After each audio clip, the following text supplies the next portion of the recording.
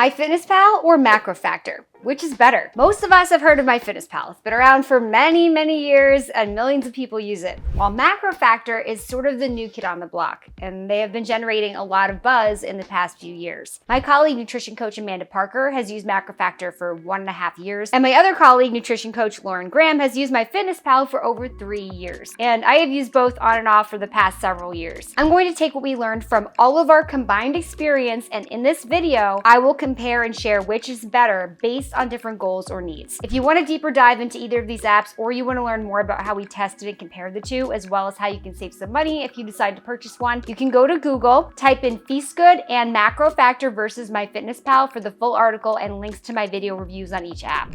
Let's talk about MacroFactor first. MacroFactor is a nutrition logging app that serves as a built-in coach. It works by estimating a user's calorie and macronutrient targets based on their goals, whether it be weight gain, maintenance, or loss. Beginning with the things that we love about this app, first we love the MacroFactor gives you the ability to customize calorie and macro distribution throughout the week. They also have a huge food database with in-depth nutritional information with 4 food logging options. Another standout feature is the AI describe function to log your food, which allows you to log food using dictation, which makes food logging just so much easier. Based on the user's information, the app recommends calorie and macro targets to adhere to for the upcoming week. After a week of tracking, MacroFactor analyzes the data to ensure the targets produce the appropriate results based on your goal. If not, the app will update its targets. The app's recommendations become increasingly more accurate over time as long as you diligently input the necessary data like your body weight, calorie, and macronutrient intake. It also has progress tracking capabilities through measurements and photos, which is really helpful when you're trying to stay motivated. Now for the cons. There is no free trial of MacroFactor available. So if you're trying to save money, this app may be a no-go. For MacroFactor, they typically give you 1 week free to try it out.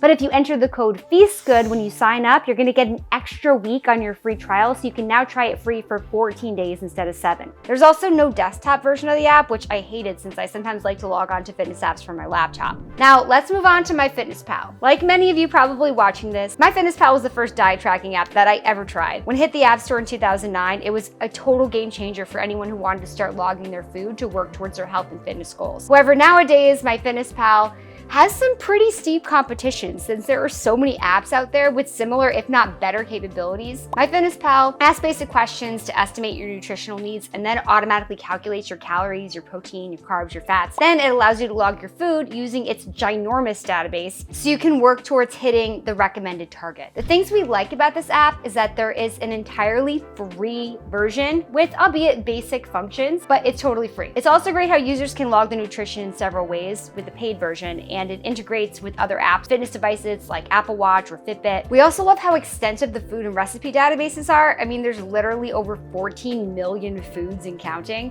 A big drawback though is that its database has tons of inaccurate entries that sometimes have inaccurate nutritional information. At times, the app also gives calorie recommendations that tend to be lower than what's recommended. Now that we know a little bit about both these apps, let's put them head to head.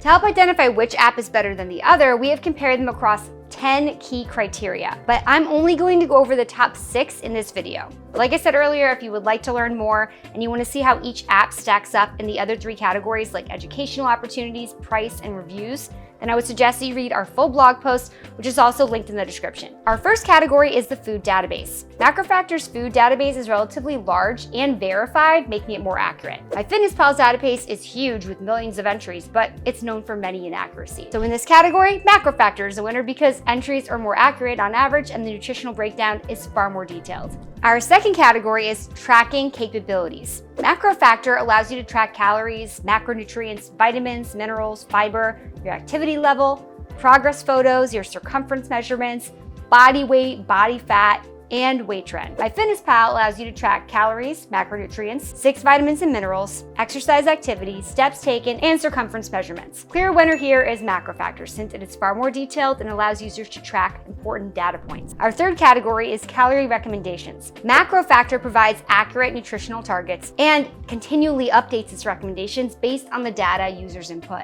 MyFitnessPal's nutritional recommendations are somewhat limited. It does ask basic questions when you first register, including your gender, gender, your age, your physical size, and then your activity level. And then it provides some nutritional recommendations like calories and macros based on the user's goal. However, sometimes the recommendations are lower than necessary, which could cause undereating. Also, MyFitnessPal does not update the targets for the user after the initial recommendation, but the changes can be made manually at least. MacroFactor is the clear winner in this category because its initial recommendations are far more accurate and they update over time to keep users on track with their goals. Our fourth category is level of customization. MacroFactor allows users to customize their nutritional targets, minimum calorie recommendations, weight loss rate, preferred protein intake, and more. MyFitnessPal, on the other hand, allows users to override the app's nutritional recommendations, but not much else. So the winner here is MacroFactor. The beauty of MacroFactor is that users can customize most things inside the app or go with what the app recommends. In any case, there's plenty to play around with, so if you like to experiment with nutrition, it's a really great app.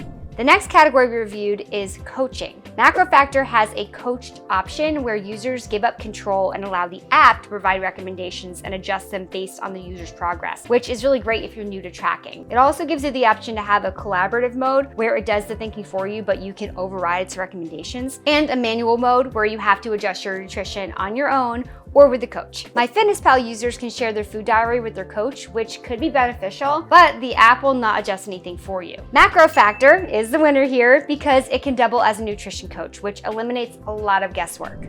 The next category is recipe database. Now, MacroFactor doesn't have a recipe database, but it does allow you to store your own recipes within the app. MyFitnessPal, on the other hand, has a very large recipe database complete with nutritional information, which is really helpful if you're like me and you can never decide what to make for dinner every night. MyFitnessPal is the winner here because users can find recipes for inspiration very easily. The last category I'm going to go over in this video is exercise calories. MacroFactor doesn't generally place great emphasis on exercise calories. Instead, it looks at the user's overall activity level, calorie intake, weight trends, and other factors to update its recommendations. MyFitnessPal can track exercise calories. It allows users to ignore or add them to their daily total by turning this feature on or off. Despite MyFitnessPal allowing users to control whether these calories are added back in or excluded from targets, MacroFactor wins in this category. Instead of reacting to daily fluctuations in energy expenditure, MacroFactor looks at your entire activity level as a whole and couples the data with other metrics to determine when and how to update your nutritional targets, which makes it way more easier and more streamlined for anyone who's using it. Now for our overall winner. You guessed it, MacroFactor. But I do think that each app has its strengths, and MyFitnessPal is a great option for some people. MyFitnessPal is good for those who already have experience in macro tracking and can spot inaccuracies in the food database. It's also a great app for anyone who frequently eats meals at restaurants and wants a simple way to log them. This is also a good app for anyone who travels often since it has an amazing global food database. Now, I would say MacroFactor is a great option for anyone who wants built-in coaching capabilities and anyone who values an app that's based on recent scientific findings. It's also great for anyone who wants to track various things, including your body measurements and body fat, all in one app. I hope that you found this video helpful. If you have any other fitness tracking apps that you'd like us to compare head to head, please leave your suggestions down in the comments. Thank you for watching, and I hope to see you next time.